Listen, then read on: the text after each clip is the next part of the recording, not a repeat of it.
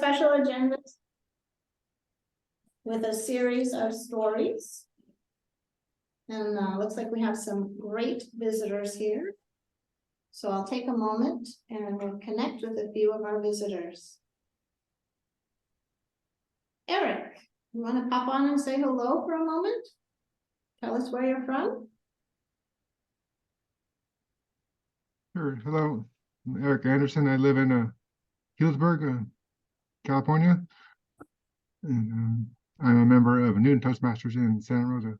I'm a VPE. Awesome. Well, thank you so much. What brought you My here pleasure. tonight?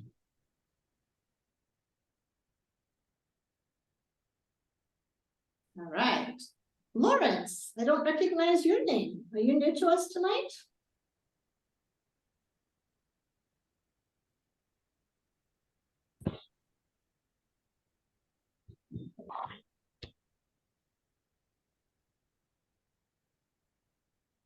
Mimi, welcome to Professionally Speaking. Hello.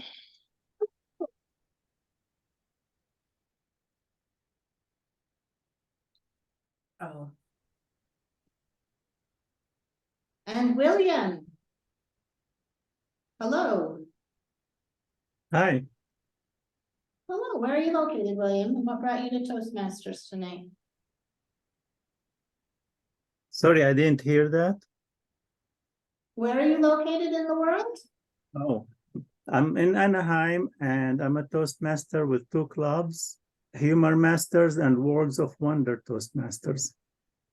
So, we're so grateful that you're here. Thank you. Rekman, are you new to us tonight too? I might be butchering your name. She lost her connection.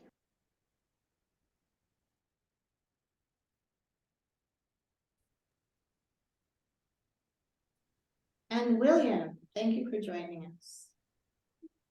Elizabeth, I see your timer again. You did such an amazing job last time. Thank you so much for filling in and stepping into the role. Okay, sounds great. I'm here. All right. Well, without further ado, I'm going to return the meeting. I'm going to turn it over to our Toastmaster, Abhijit Joshi. Thank you so much, Hazel. 2 years ago, we had our CEO, Jensen Wong, come to our Toastmasters Club. That day, he said one thing which I would never forget. He said, storytelling is leadership. Storytelling is leadership. So today we are going to learn how to tell stories from our 6 storytellers. Our first storyteller is going to be M.E. Emmy's story title is Rise Above. Rise Above, Emmy. Mr. Toastmaster, fellow Toastmasters, and guests. It was the worst of times. It was the best of times. You see, I had just fallen in love and gotten married. I was 22 years old. My husband, Robert Olson, Bob for short, was great, and we were so excited. We didn't have any money. We were barely making it from paycheck to paycheck, but hey, life is grand when you're 22 and in love. It didn't last very long that life was grand, because little did I know that Robert was the 3rd most commonly used male name in the US. And Olson was in the top 20 of common surnames, kind of like Smith or Nelson. I was married to a Bob Olson.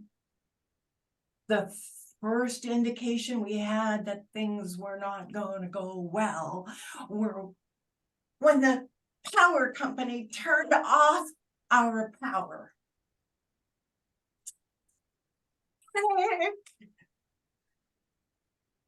Some other Robert L. Olson hadn't paid his bill.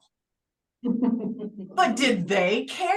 No, we had to borrow money from his parents to get the power turned on because there was a fee. And there was a deposit required. It just wasn't fair. It wasn't us that didn't pay their bill, but they didn't care. Then I heard this voice in my head, my mother. Mary Ellen, you can rise above this. You're better than this. You just need a little attitude adjustment. Mama, that's not what I want to hear right now. Then, who's there?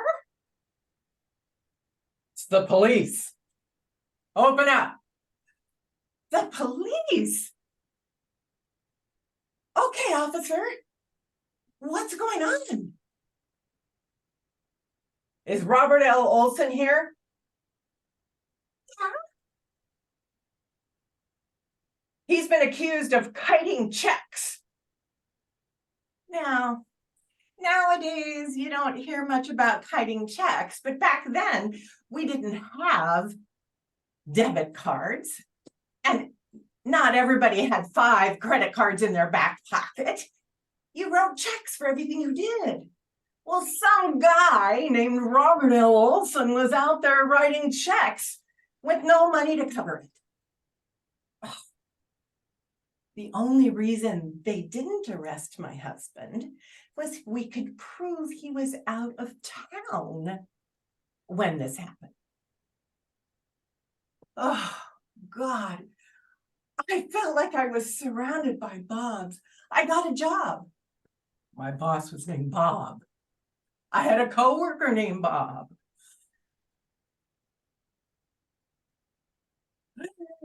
My mother got remarried. Her husband was Bob. My stepdad was named Leo, but they called him Bob. They were just bombing up all over. So we moved. And we thought, oh, we'll just go to a small town. There won't be very many Bobs. Yeah, right. I got invited to the neighbor lady for tea. Hey, my name is Bobby. A woman? Then there was a family down the street, had 5 boys. The dad's name was Robert. So they named all of their sons after their dad. There was Robert, Rob, Robbie, Bob, and Bobby. I was driving to see a Bob's. And then I heard in my head my mother's voice. Hey, Ellen, you can rise above this. You just need a little attitude adjustment. You don't call your husband Bob. Why should you call people Bob? Oh, I don't call him Bob. I call him dear or honey or idiot. But I don't call him Bob. The lady across the street, she reminds me of my grandmother. I'll call her Leona. And those boys down the street, they remind me of the Cat in the Hat. You know, thing 1, thing 2. I'll call them Bob 1, Bob 2, 3, 4, 5. I got my attitude adjusted. And the worst of times became the best of times. Mr. Toastmaster. Thank you, Amy. Thank you for sharing that story about Bob with us. We will now move on to the round robin feedback. We'll have the round robin feedback for 3 to 5 minutes. The timer is going to show a green at 3, a yellow at 4 and a red at 5. William, can we start with you?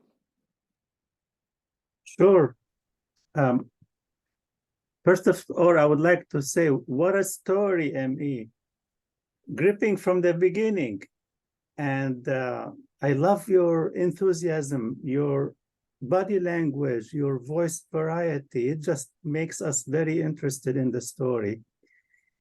And by the way, about Bob, I love science fiction, so I read a story called Bobiverse. So it's all about all the Bobs in the universe. You should read it too. But you know, it's hard to find anything to improve. The only thing I would like to mention is that I think we all suffer on online meetings with the camera. It goes out of focus every once in a while. So it's hard to see you when you move back too much. Just something to think about. Maybe find a camera that will autofocus on you. Other than that, I love the story and I look forward to hear more. Thank you Back so to much, you. William. Thomas?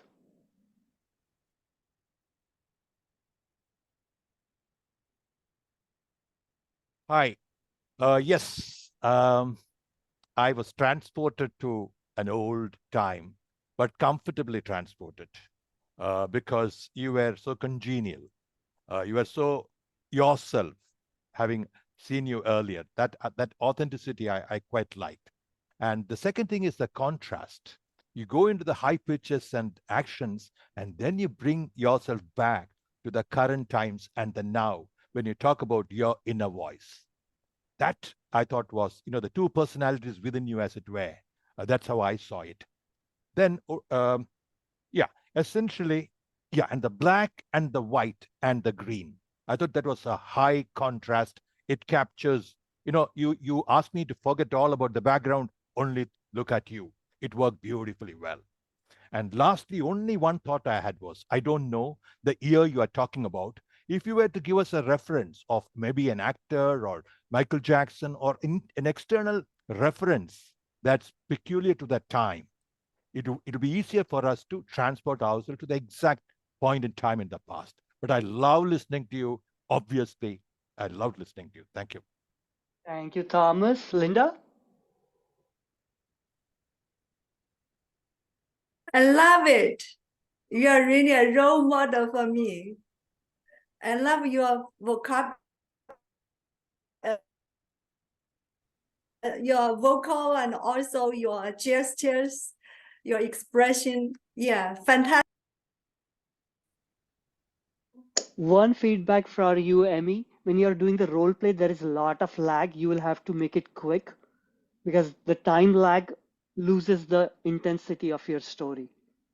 So we'll keep that a watch on it. Judith, up you're next. I love the story. I just have a couple of questions.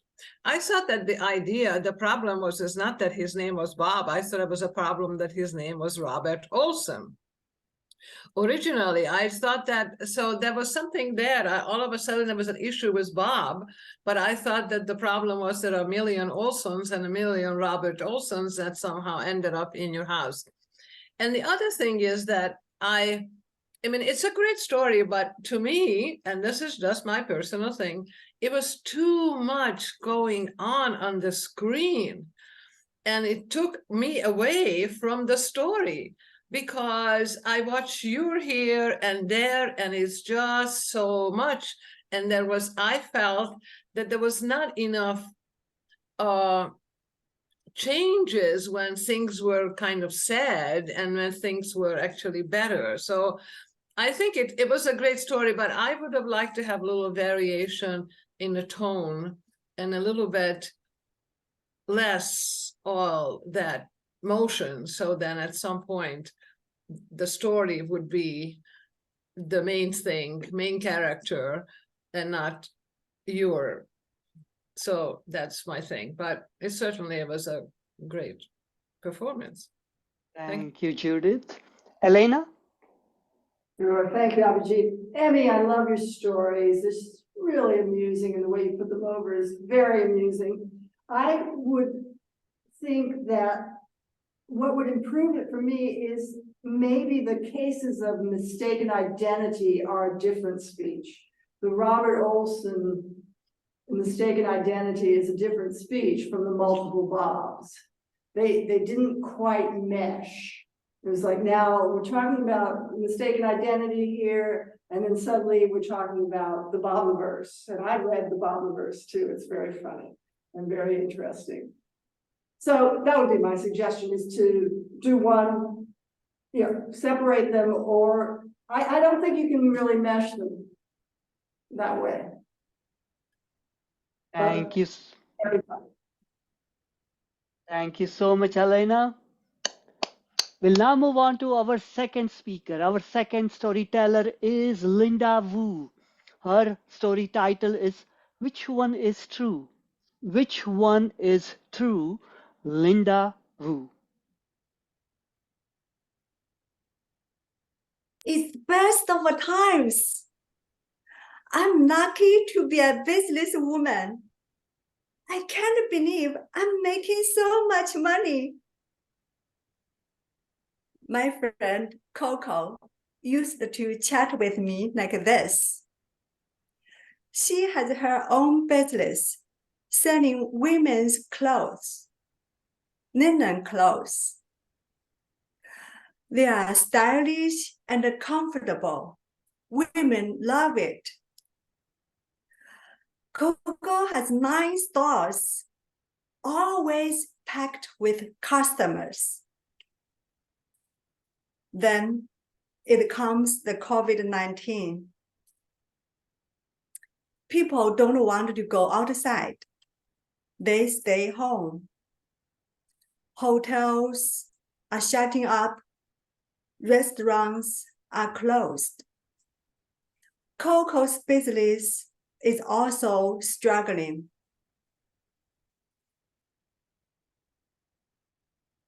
I'm not making any money. I don't have any customer, but I still have to pay for the rent, pay for electricity, and pay my employees. I will be broke by the end of the year. It's too bad. I'm a businesswoman. It's the worst of all times.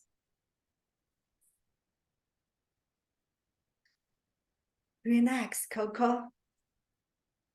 Maybe you can come to our Toastmaster meeting to have a break. Are you crazy? Are you crazy? Having meeting at this time? No one will show up. They are afraid. They don't want to be infected. No, Coco. We are an online Toastmaster club. We have a meeting online. So for us, it's business as usual. Business as usual? Online? Interesting. So instead of coming to our Toastmaster meeting, Coco starts to design her online stores. 2 months later, she's selling her product online. Women love it. Young girls love it more.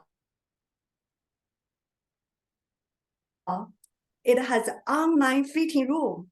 It allows people to try on new clothes online.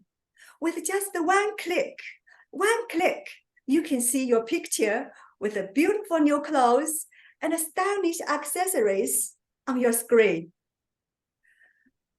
Coco's sales revenue doubled. Now, the COVID-19 is a history, and Coco has both her online and offline stores running very well. Her business tripled. So, Toastmasters is the best of times, is the worst of times. Which one is true? Back to you, Toastmaster. Thank you so much, Linda, for sharing the story of Coco.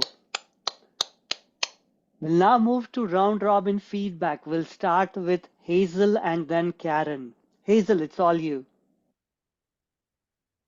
Well, thank you, Linda. I loved your story. I love the red on the background and the very trim hair. And your pronunciation makes it really clear to follow you. I loved how you pivoted from one to the other in conversation and dialogue. And I'm not coming up with a suggestion for improvement at this moment. Thank you so much, Karen. Thank you so much, Hazel. We'll now move to Karen. Karen? Linda, I loved your speech. One of the things that came to mind and kind of distracted me in listening to it was that I thought of Coco Chanel. And then I was wondering, is this character real or is it imaginary? Is this someone you know? And so I got into that because Coco Chanel was so famous. There might have been some way to work her in into a comment, but you were very clear in your characterization, and you used the lines that we were given to work with in a unique way, and I thought that was very helpful to the audience. Thank you. To respond to you, her business is not really women's clothes. Her business was training school, but I thought it'd be easier to connect with audience if I change it to women's clothes instead of some kind of a coaching training school. The wise decision. Lindy? Linda, it has been said, but I really want to reinforce how masterful you are at character and dialogue. And I don't know if this is something that you've just developed during your time with us, but I have certainly seen it develop a lot during the time that you've been with us. I think the next step, somewhat like what Abhijit was telling Amy, is to shorten the distance between the characters' time. Now, what I'm loving about the way you do it is that the full transformation, not just the directional, but your face changes. We really can see that it's a different character. That's phenomenal.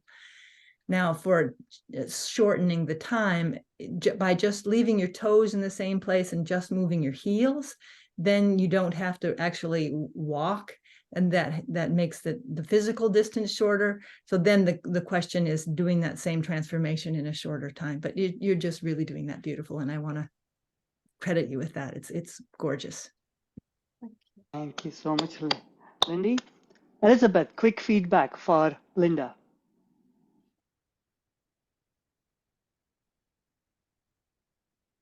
Elizabeth? Yeah, I'm just timing. I can't. Okay. Okay, no pass. worries. Pass. Sure. Mimi, any feedback from you?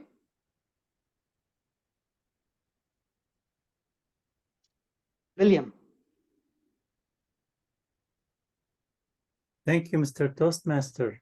Linda, I just can add to everything that everybody said so far. Very good story, emotional story. You brought it to life for us. I really like the way you acted the characters. Like Lindy said, you actually change totally when you are acting as one character as opposed to the other character. Good delivery, good pauses at the right time. I think you did great. Back to you, Mr. Toastmaster.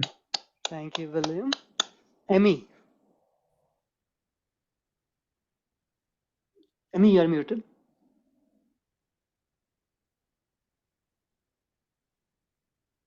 Linda, I really appreciated the story about your friend Coco, and I immediately thought, why didn't she do it online? And of course, that's where you took it.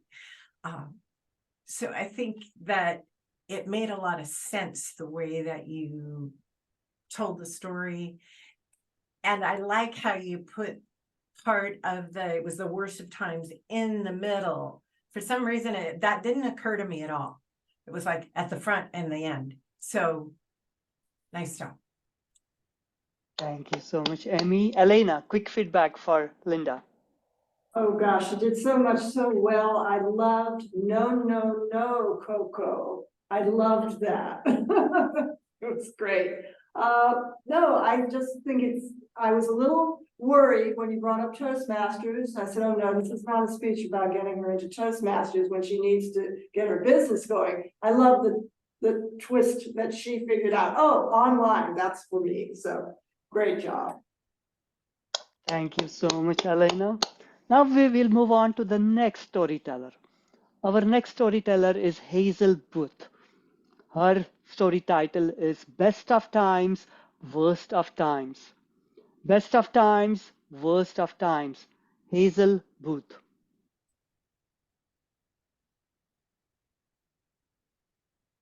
Well, then some hard acts to follow. It was the best of times. It was the worst of times.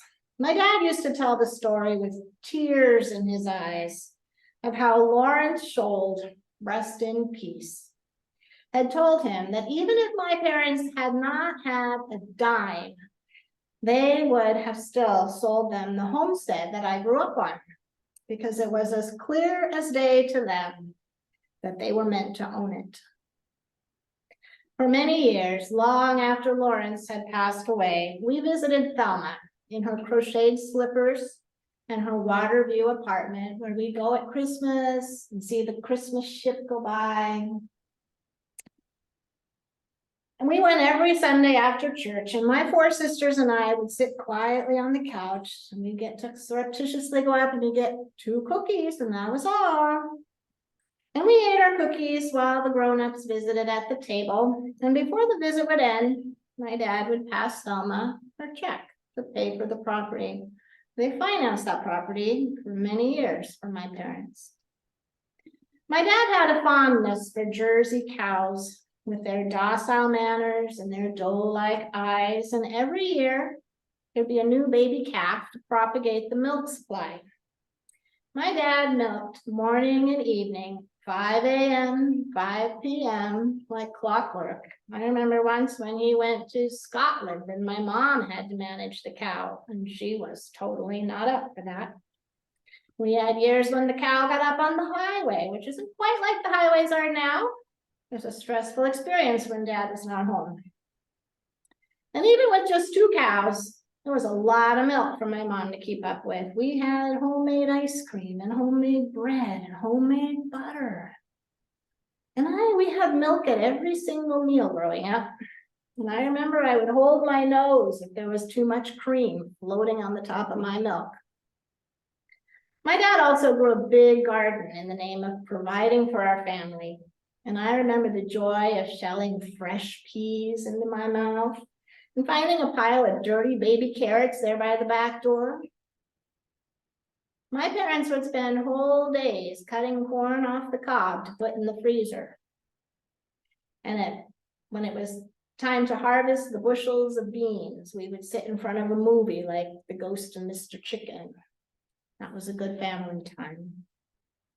About once a year, my sisters and I would wake up to a carcass hanging on a tripod in the backyard. And my dad's friend, Ned Flanders, would be there. He was a big black man who taught my dad how to butcher. And so by the end of a long day, there would be a freezer full of pork or beef. My dad was as ingenious and as resourceful as Leonardo da Vinci. I was always so proud of my dad. He was always making something out of nothing. The only problem was it took a whole lot of nothing to make something. So he would have, the barn was full and the shed was full and he had piles of things and they were all going to be useful for something someday. And one of his biggest frustrations was knowing that he had a dozen of something, but he couldn't find one. My dad did not believe in exercise for the sake of exercise, but he was built like an ox. My mom was a worrier, and she was always looking out the window to see if everything was okay. So she'd tell a story where one time he was out under the car, and he had it jacked up, a big old Mercury. She looked out, and he was holding the car up with 2 arms because the jack had slipped. So this only justified her compulsion to be a worrier. My dad's do-it-yourself component was so big that he dug out 2 basements in houses with just a pick and a shovel. At night, we would kiss his bald head on the way to bed, and he would play guitar and sing hymns that he was fond of. But he had a really big smart-ass streak. If my mom would say, "Would you like your dessert here or there?" he would say, "Yes." "Would you like it now or later?" "Yes." And if we would ask him what he wanted for a gift, he would say, 5 minutes of peace and quiet. I was a pretty curious child. I had a lot of questions. And his patience was kind of short. After a while, when I would say, "But why, Daddy?" he would say, "Just to make little girls like you ask questions." Hasta luego was too fancy and foreign for my dad's vocabulary, so he changed it to hasty lost wages. And that was the fond farewell he cursed us with throughout my entire youth and adulthood. Then and now, it was the best of times. It was the worst of times.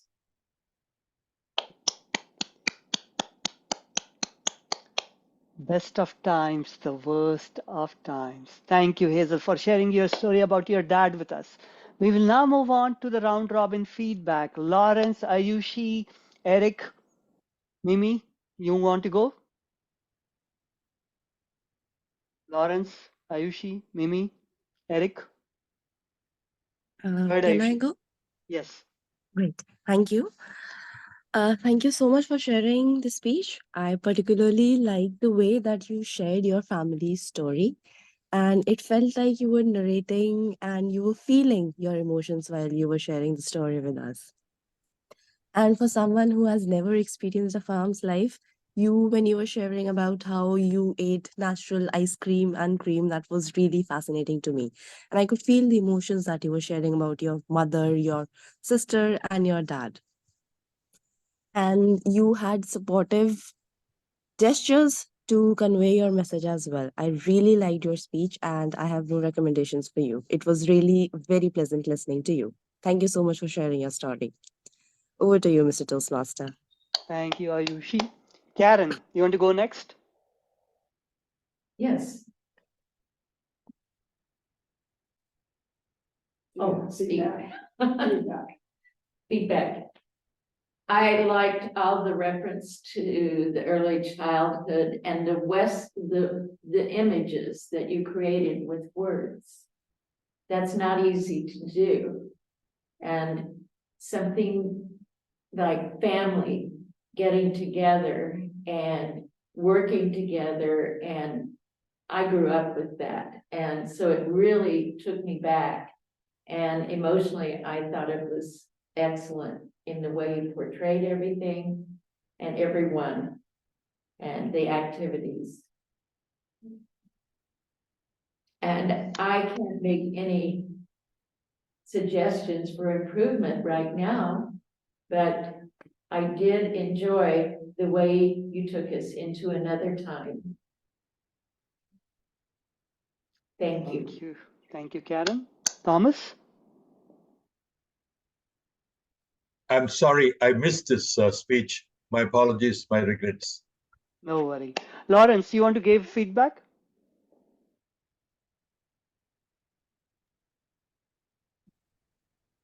All right. Yes, can you hear me? Yes, we can hear you. All right. From the story, I really enjoyed the story. It was very, very interesting. I'm talking about the family relationship between the father, and it has a very good emotional connection in that story. I really love the story and the demonstration in terms of the speech, the characters, or the family. See, I really love this. Thank you. Thank you, Lawrence. Lindy? Thank you, Hazel. I found this nostalgic. It was like sitting and listening to a bedtime story for me personally. There was nostalgia. It was felt like warm caramel syrup or something. The tone of voice was lovely to listen to. The scenery, it took me away from where I am and into this world that you developed. And having on the side heard some of the comments you made about having to speak tonight, imagine my delight that you whipped off this diamond and revealed it to us. I want you to know that no matter how you felt inside, it was a diamond for us. Thank you. Thank you, Lindy. Judith? Yes, I love the story. It is a story that I am a person who has been in a rural farm once in my entire life when I was very little. So it was really fun to hear about this. The cow that was ended up in the road. There's a lot of wonderful images. And I always love these kind of stories. And I thought it was really wonderful. And I learned a great deal about a whole other world out there. Thank you. Thank you so much. Emmy? Hazel, this really took me back because my grandparents for a while lived on a little farm. Only my experience wasn't so great with farm because what I remember is butchering chickens. But I loved the making ice cream, all those things. I remember from when I was a kid. What I don't remember is the four of us sitting on the couch without fighting. Wow. I had a hard time picturing that, but it was very well done. Thank you so much. Thank you so much, Emmy. We'll now move on to our next storyteller. Our next storyteller is Karen King. Her story title is His Story. His Story, Karen King. Let your sergeant at arms move this closer. It was the best of times. It was the worst of times. And truth is stranger than fiction. My father was born in 1899, several months before the turn of the century. He witnessed a lot of history and was a walking history book for me growing up. When he was in his 90s and in the nursing home, I decided to record his stories and keep them for the family. I said, Dad, what was it like growing up? Well, I can't say much about it. We moved around a number of times. I lived in Oklahoma, New Mexico, and Texas. But the time I remember best was when I was about 7, when we went and homesteaded in New Mexico territory, proving up on 160 acres. We thought we'd found the land of milk and honey. But unfortunately, the summer rains stopped, and we were in a drought, and we were starved out. My grandpa died from the stress, and it was up to Grandma and I to survive. We butchered for shares and worked our way back into the hill country in Texas, where Grandma was from.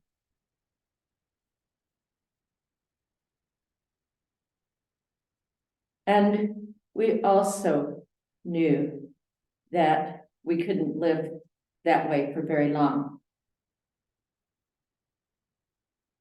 I took a job with the railroad. I was a cook's assistant, and then I sold buckets of water to the crew on the side. They saw how hard I worked. And I made some money and sent it home to Grandma. But the thing that was most important was the head engineer hired me to drive the team of horses that pulled the dynamite wagon. It was my job to get all the other powder monkeys to their places.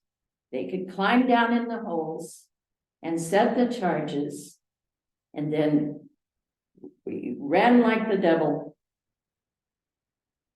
and watched the explosions.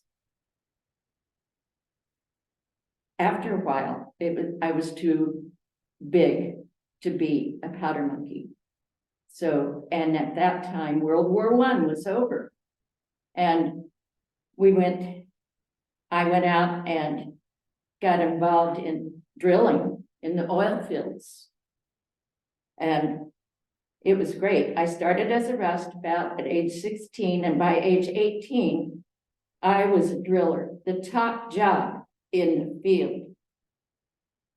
I was making good money, and all in a 4th grade education. Dad, what happened? Weren't there any child labor laws in those days? That job sounds horrific. No, they didn't do anything about that. We were just all surviving. When I was a driller, a plague came through, a pandemic.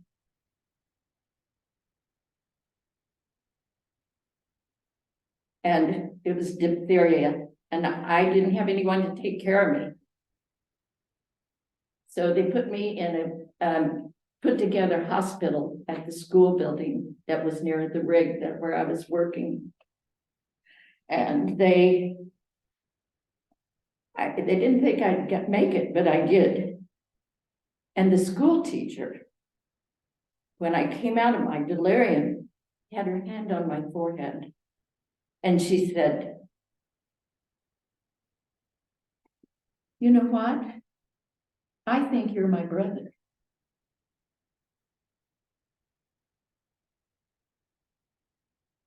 And my sister Maddie took me home to meet my parents, who I had not been near for 3 months. It was the best of times. It was the worst of times.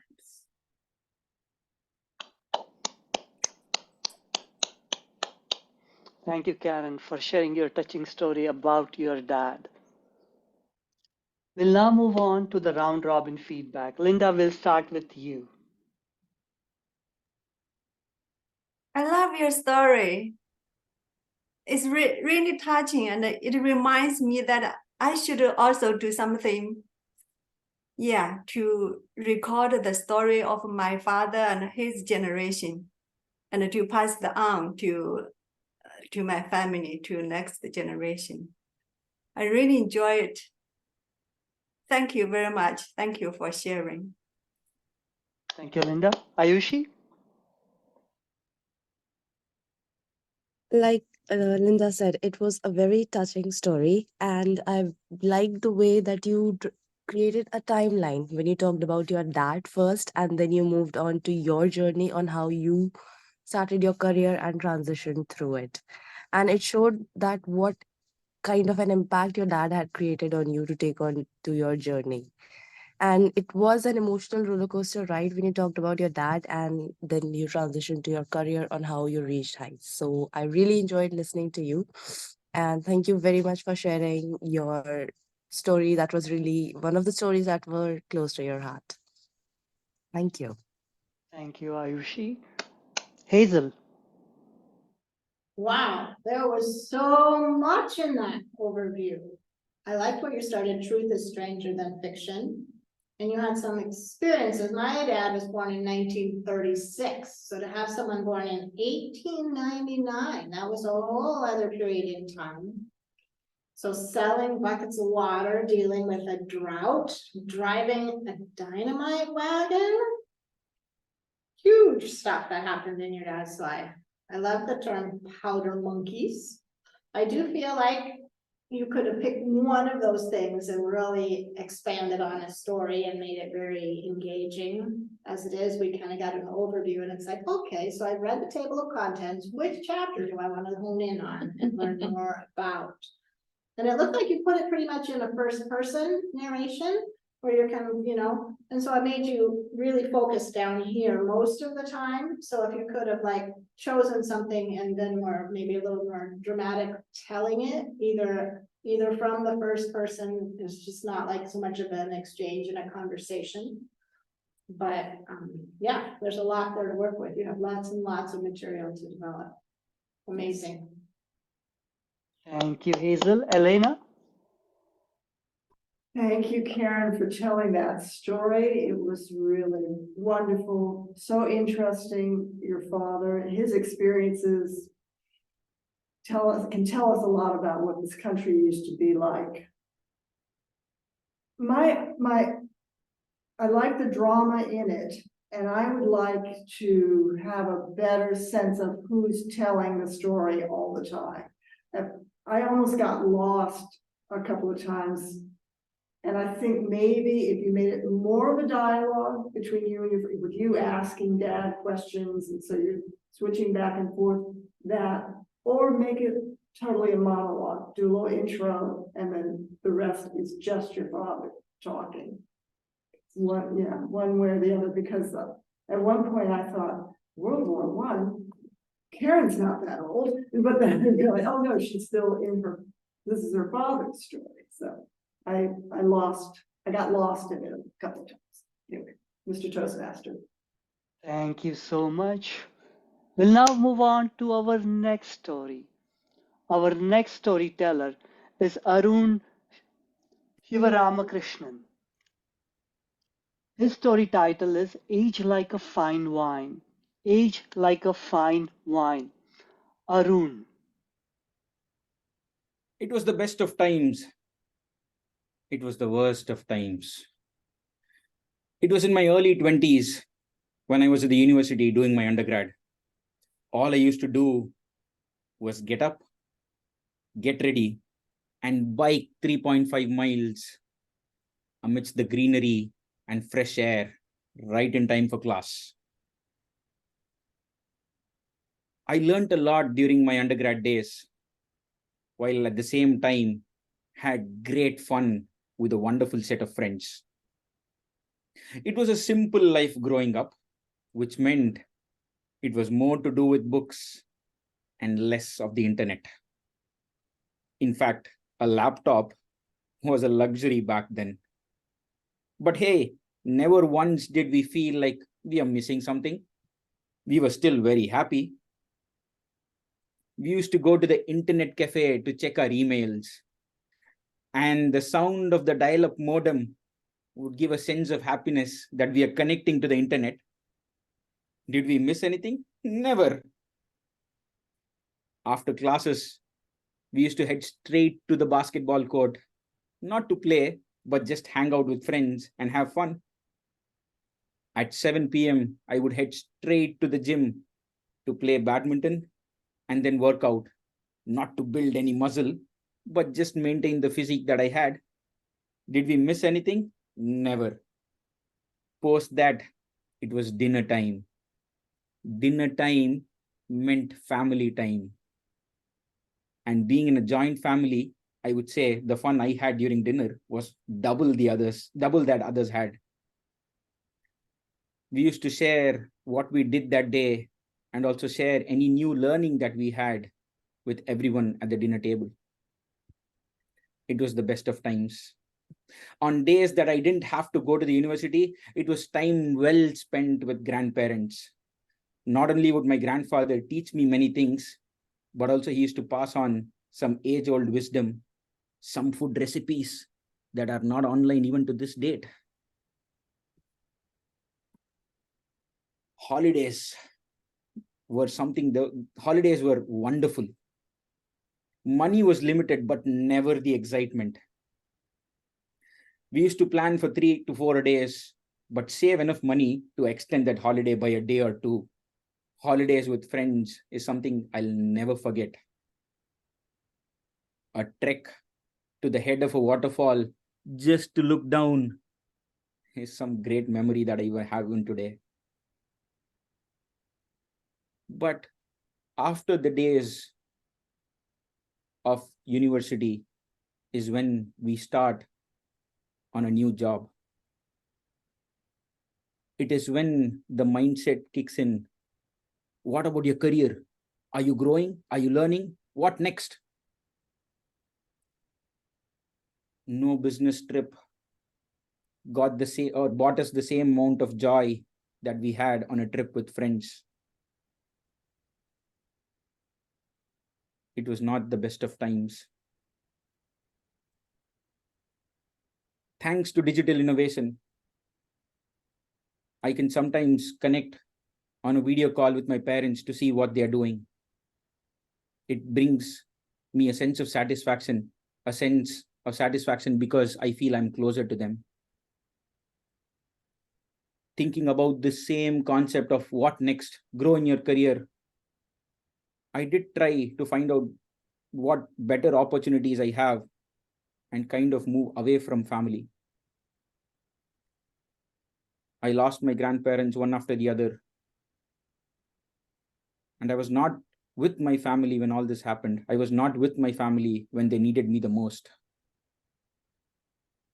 It was not the best of times. Coming to the present day, I still feel that although I am way apart or miles apart from my family, it still feels good when I speak with them every day. It still feels that I am with them most times when they need me the most. Those were the best of times. Those were the worst of times. Thank you. Back to you. Thank you so much, Arun, for sharing your memories with us. We'll now move on to the round robin feedback. Sneha, you want to start us out? Yes, Abhijit, sure. Thank you. Thank you, Arun, for sharing that beautiful story, because it connects all of us. We were living in a simple times, that millennial age. And it was funny that you mentioned about the digital thing only towards the end, because we did not needed all these things to create memories that time. So I love the zeitgeist, the pulse of that generation that you captured in your story. Thank you so much. Thank you, Sneha. Judith?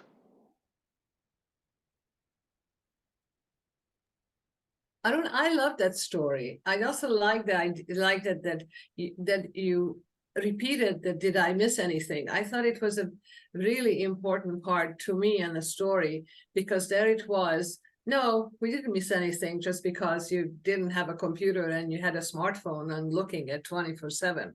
And I love that part of the story as well. It was you have a very good voice. I like the pauses that you had at the end of the story when there was some sad part of your family story. It was really well done. Thank you. Thank you, Judith. Thomas? Arun, my good fortune, I'm listening to your second story in the last 1 month. The universality of university life made it easy for me to live your life, including your basketball coach. We know our common life. Secondly, the gestures really supported your meaning. Third, what I liked most was the transition from the good times to the bad times, starting with a but.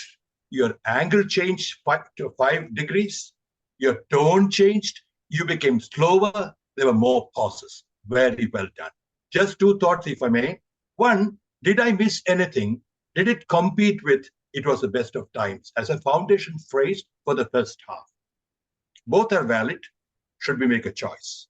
Secondly, you might like to select the portions of your sentence where you support with your gestures. Just these two thoughts. Of course, I enjoyed your speech. Old times came back. Thank you. Thank you, Thomas. William? Aaron, very interesting story, and you really delivered it in a very nice way. You painted a great picture for us, showed the contrast between the old times and the new times, between the good times and the bad times. Your gestures, your emotion played on your face very clearly. I really enjoyed your comments about, we managed to do everything we want without the internet. And you reminded me of the times where we had to run to the library to do our research for many hours instead of just asking ChatGPT. So you really brought it to life, and thank you for that. Karen? I have to pass right now. Elena? Well, I enjoyed that a lot, Arun. You, as always, a wonderful storyteller. And it just made me nostalgic for hearing that digital, that telephone dial-up to the internet. I really wanted to hear that sound. It'd be great if you could include that, but not necessary, but it would be funny. Anyway, that's all I've got. Thank you, Elena. Hazel? Yes, I also made a note about the internet cafe, because that's so old school at this point, and the happiness you got from knowing you were connected. I loved where you talked about double the fun at dinner time, because you had a bigger family, you had twice as much fun as people who didn't. And getting the recipes from your grandparents for things that are not even online to this day. And the joy of trekking to the end of a waterfall just to look down. So you definitely were living a good life in those best and worst of times. Thank you, Arun. Thank you, Hazel. We'll move on to our next storyteller. Our next storyteller is Neha Sharma. Wait, Abhijit, I'm sorry. May I give Arun one piece of feedback before you do? Yes. I'm sorry for interrupting. Arun, actually, it's not feedback, but a challenge, because you really made me think and feel deeply. And I was thinking about how it is easy to feel that happiness rooted in a simpler time. And yet I feel that, I mean, this feels like a potential for international speech contest or something inspirational about what internal shift can we make so that we can bring that simplicity to wherever we are in the changing world. So that's my challenge to you. Thank you, Abhijit. Thank you so much, Randy, for sharing your feedback with us. We'll now move on to our next storyteller, Sneha Sharma. A different view. Sneha Sharma.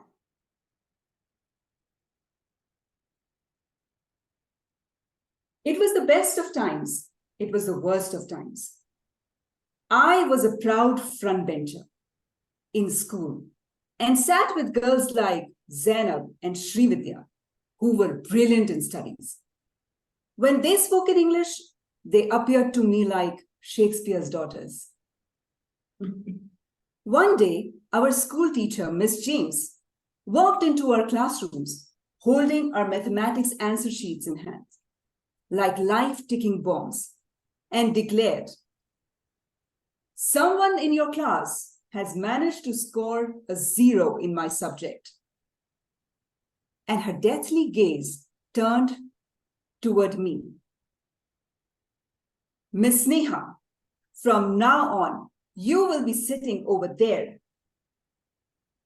With her thick fingers, the teacher pointed towards the last bench. Have you ever felt like a bug under a microscope? Flushed with embarrassment, I slowly walked towards the backbenches. Now, the backbenches were the place where all the classroom crimes happened. Girls painted their nails during the lectures. past funny cartoons to evoke laughter in the class, and where one could find all the flavored chewing gums stuck under the wooden desk. These girls had a bad reputation in school, in the entire school, and now I was going to be a part of their gang. I was devastated. One day, our biology teacher asked us to draw a mosquito and label all its body parts. Now, my sister and I had killed many mosquitoes and studied their smudged parts on the palms of our hands. But to draw one on paper was a different ballgame. I was thinking about it when my new partner, Tina, interrupted. Hey, do you know what Miss James looks like? Like this. And she showed me a funny sketch of the teacher. I pretended not to look. Okay, you can see that later. And she put the drawing in my bag. Back home, I tried making the mosquito, but it ended up looking like a cheap action hero with wings. Okay, I will surrender before the teacher. And just as I was about to dump that weird art form in my bag, another paper came loose in my hand. It was Miss James' cartoon Tina had drawn. Extra bushy eyebrows, face pinched. It was perfect. But more than the giggles, I was amazed at how talented Tina was. I wondered if she could help me make the mosquito. So, how was the mosquito? Tina asked me the next day. I told her I couldn't draw it. What? But your notebook is at the teacher's desk. Tina whispered something to the girl next to her, and it set off a chain reaction with whispers down the rows. And in no time, my notebook was back in my hands. Tina tore her own diagram and gave it to me. Here, paste it in your notebook before the teacher comes. I don't have the glue. Just then, my other partner, Julie, quickly retrieved the chewing gum from under the desk and discreetly pasted it behind the page. Within seconds, my notebook was back at the teacher's desk. Whoa, that was quick. I thanked Tina and asked her, don't you feel bad for being a backbencher? She said, you know what's the best part? From here, Miss James looks this small, like a minion. Since that day, my view of the classroom from the backbenches started to change. I saw that when Srividya stood up to speak, her hands shook, that she hid from the world. Zainab, the language maestro, hid a chit in her thick ponytail that she used to cheat in geography class tests. And I always thought these girls were perfect. And then I had my backbencher friends, flawed, but talented and generous. I realized that despite our imperfections, we can all be extraordinary in our own unique ways. Do you have a problem that appears too big? Then step back and focus your eyes on the bigger picture, your dreams in life, your vision. And soon you will realize that all your imperfections are nothing but the miniature version of Miss James. It was certainly the best of times and the worst of times. Back to you. Thank you so much, Sneha. Definitely having a different perspective can help us see things in a totally different way. We'll now get started with the round robin. Arun, it's all you, sir. Sure. Sneha, that was a wonderful story. I the first thing that I the first thing that came to my mind was the former president of India, Dr. APJ Abdul Kalam's quote, which goes by, "The best brains of a nation can be found in the last benches of a classroom."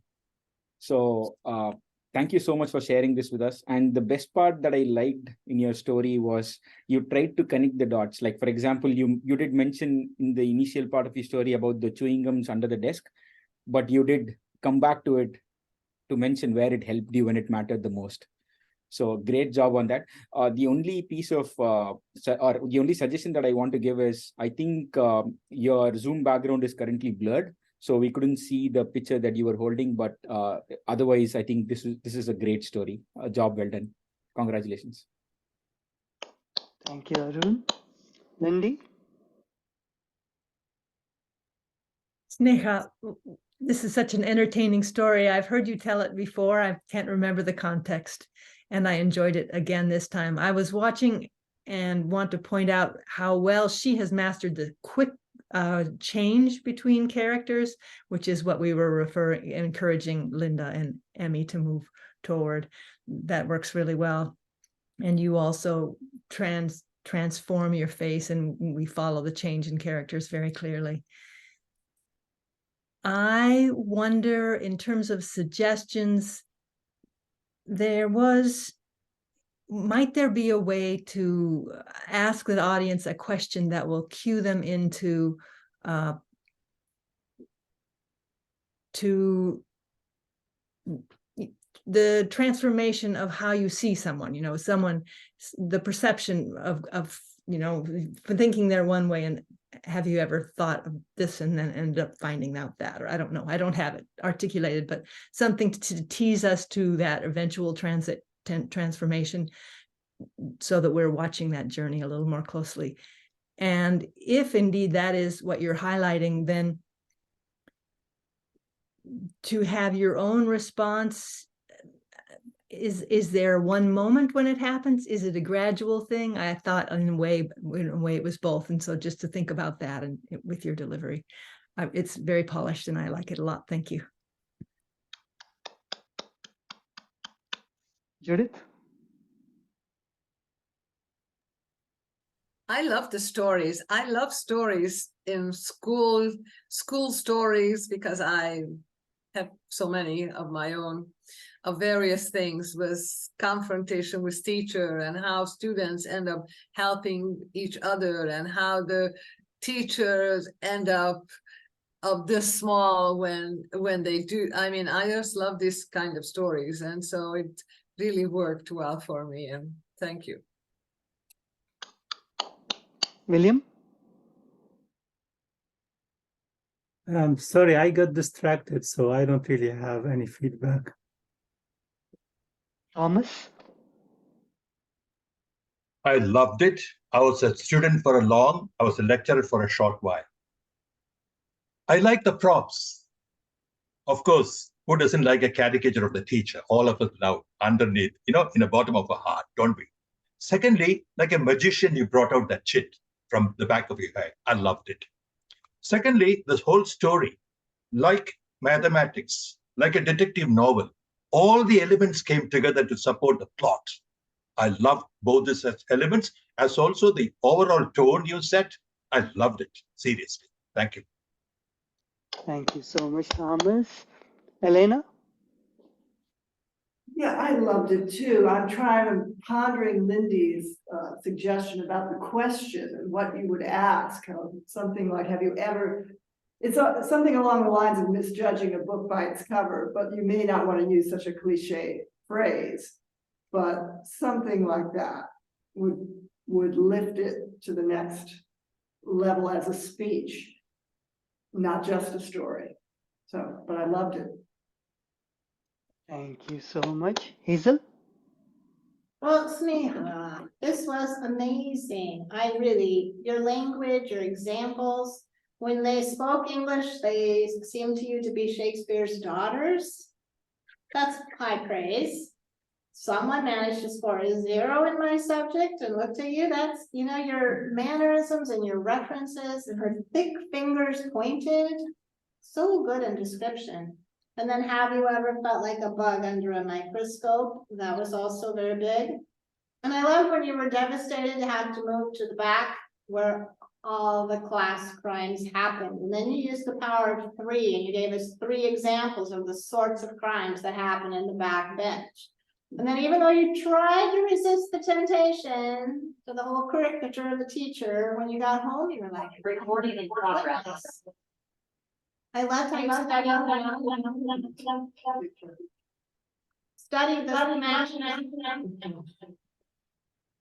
studied the smashed mosquitoes on your hand, but that wasn't the same as drawing them. That was very clever.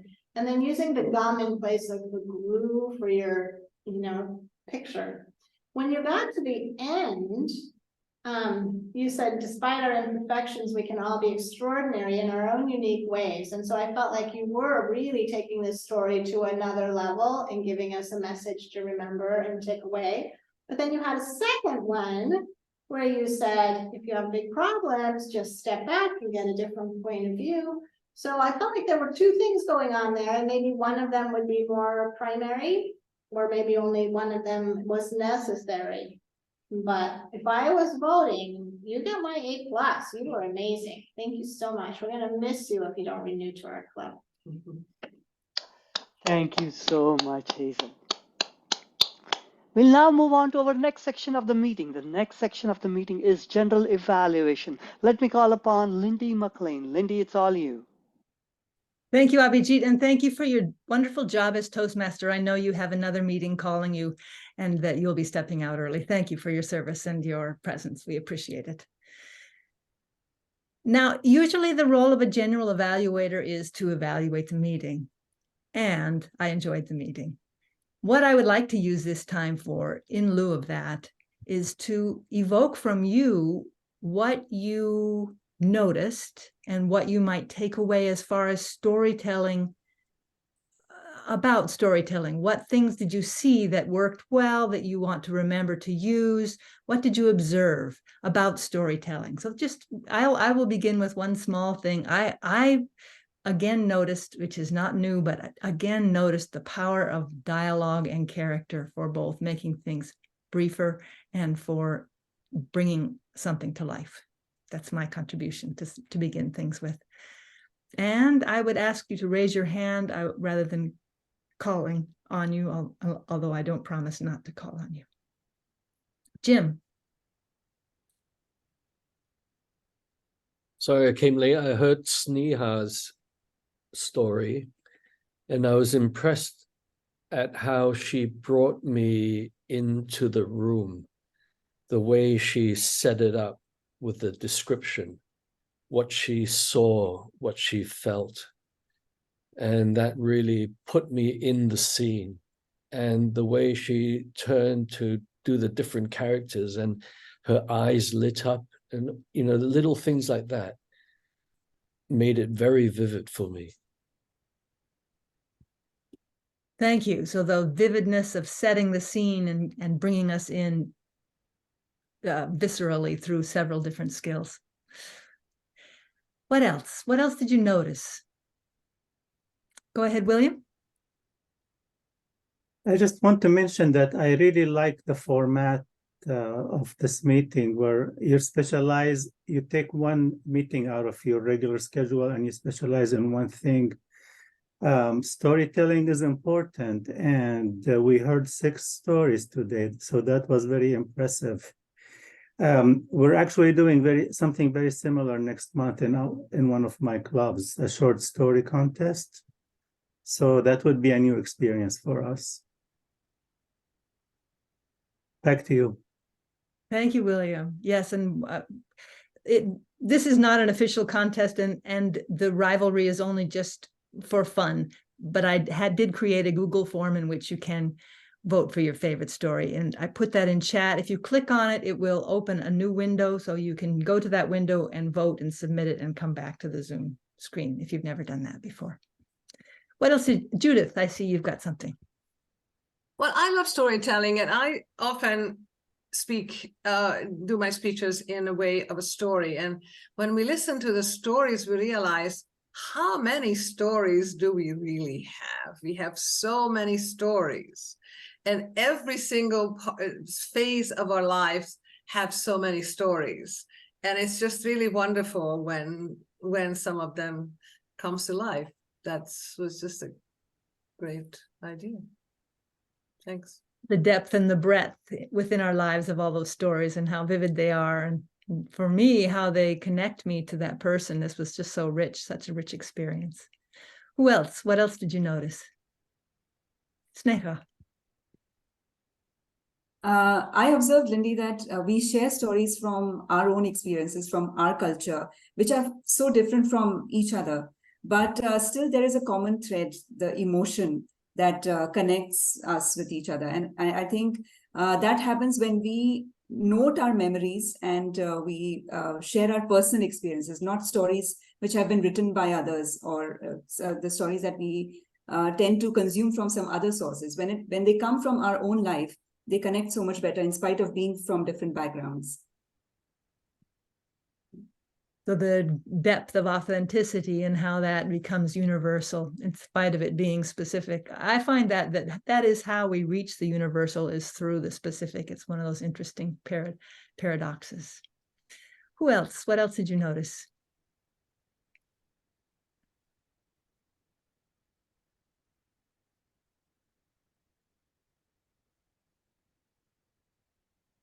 Emmy. Well, I noticed that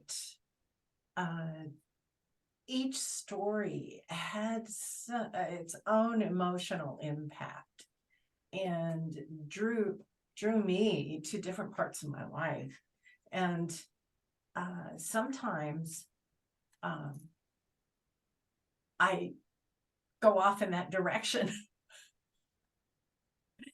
Reminded of my grandfather, and I end up losing my spot in their speech, which then I feel really bad when I do that. But sometimes, it just takes you off on a tangent. And I think that's part of what's so powerful about telling stories, is that you get transported. Thank you. Yes, indeed. I agree. Getting transported. Jim, I saw your hand start to go up. Do you have something else to add? Yeah, I noticed a common denominator of conflict, and I'm reminded of the hero's journey. And I'm just wondering if that really is the universal theme for all stories from whatever culture you are from. The conflict? Is that conflict and the other parts of the story? They seem to follow the hero's journey path. Mm-hmm. And that's very interesting, no matter what your upbringing or your culture is. Yeah, I think there's a reason Joseph Campbell is a master. I think he did hit on the formula there with the hero's journey. And I remember when I was first beginning to write, how I just wanted to write happy things. I quickly learned that you put people to sleep faster with happy things, that conflict is an absolutely necessary part of storytelling. And so, yes, I think that's universal too. Arun, do you have something to add about what you saw or what you noticed about storytelling, or what you experienced yourself in developing this story? Certainly. So the only thing that I have to say after hearing all the wonderful speeches today is, as most people mentioned here, about the common denominator with emotions involved. Like there is a lot we learn just by hearing these stories, and a lot that I would say we can remind ourselves of to grow from this. So thank you all for sharing the stories today. Can I ask Arun, how big is your family? I grew up in a joint family. So including grandparents, we were 8. Nice. I came from a family of 5 kids, and one of the things that you said really brought me back to that, which was that we always had each other.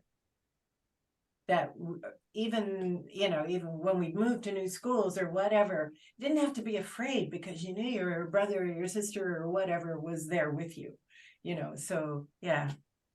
Yeah, I grew up with my cousins around me, so yeah, it was fun. Linda, did you have anything to add about storytelling? To echo about the hero's journey, I think yes, I believe it's universal. Yes, when you follow the formula, you are able to develop a success story. But besides that, you also need to add something from your own experience. Yeah, maybe something unique to yourself. Yeah. So while there's a formula, there is nothing absolute. There's always the unique flavors to be added. Yes. Hazel, did you want to add anything about storytelling or your experience tonight? Well, I guess my experience is that every time in history and in our lives really is the best of times and the worst of times. We look at it like, oh, what story can I talk about? What would illustrate that? But as I was flipping through the photo album from my family, my parents, when they were just little people, and then I have my children who have grown. So I'm looking at 3 generations, and we all come into life with certain patterns and proclivities. And to me, it felt like, wow, it doesn't matter what time in history or what your situation, there's a way to look at it as the best of times and the worst of times. And then they have this quote that says, they say that wisdom is experience without resentment. And if you have an abundance of gratitude, you have everything you need. That's all I got. Nice. While I'm in the room, Elena and Karen, do you have anything to add? I would just echo what everyone else has said about the emotional threads that and the connections we can all make with each other on an emotional level, no matter what the cultural or the time we grew up in. All of these things fall away when we tap into the emotions that were brought up by those circumstances. Thank you. And Karen, anything? I think it's a challenge whenever you are telling the story. It's a challenge to not get overcome by the emotions that are brought up and to be able to move through the story and communicate it to other people. And that's something that we want emotions revealed in the story and experienced, but nevertheless, it's challenging to get the balance. Absolutely. Absolutely. That's a challenge. Judith. Pick just the right little anecdotes and phrases and expressions to pull it off. Yes.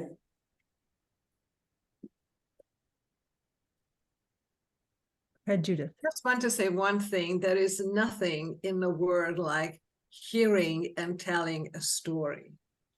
I think it's one of the greatest thing in the world when you can hear somebody's stories that are fabulous storytellers everywhere who are professional storytellers. It's absolutely just wonderful. For me, I just love to listen to stories. It's just a wonderful way of communicating. So that's just my thought of this. I echo that absolutely, which is what made this so rich for me tonight. This is my favorite thing about Toastmasters, is when people do share their personal stories. And tonight we heard a lot about people's families in addition to themselves. And that was very rich indeed. And stories for me are how I remember things. I'm terrible with history, but when I watch something or have a movie or something where there is a story that I connect with the history, I will remember that part. So stories that are sticky for me. That story is how I relate and how I remember things. So Emmy? do you have anything to say about the leadership when Abhijit said stories is leadership? Do you know more about that saying? I don't know more about that saying. I'll have to ask Abhijit. Emmy, you were gonna say something? Well, I heard in Karen's story where her father, or was it your grandfather? Grandfather. Father. Where he got sick with, and there was a pandemic, and it was diphtheria. And I do not recall when I don't remember reading about that. You know, we all hear about at the end of World War I, where there was the flu epidemic or pandemic or whatever. You know, and thousands of people died, but I don't remember that diphtheria. So now what I'm going to have to do is go do some research because I'm really curious about that. You know, we now get vaccinated against diphtheria. So the vaccine was invented. The vaccine was invented in 1921. And so my dad probably caught the last wave of diphtheria that went through Western Texas, and it wiped out families. It was terrible. And we have people who don't want to take the shots. And, you know, they're here because they did. So stories are provocative and evoke curiosity and allow us to go forward and fill our own minds and hearts in new ways. I am going to wrap this up by handing it back over to our president to decide what more interaction we might want to have before we close the meeting for the evening. Please welcome back to the screen, Hazel Booth. Thank you. We've had a good chance for feedback. Is there anything else anyone would like to offer up for feedback before we get ready to adjourn? All right. Well, we did vote for something. So what happened? Oh, yes. Thank you. Thank you for the poke. Yes, we voted. Now, it's very interesting because we just have a small number. And so this is how the numbers work. Oh, just like the International Speech Contest should be.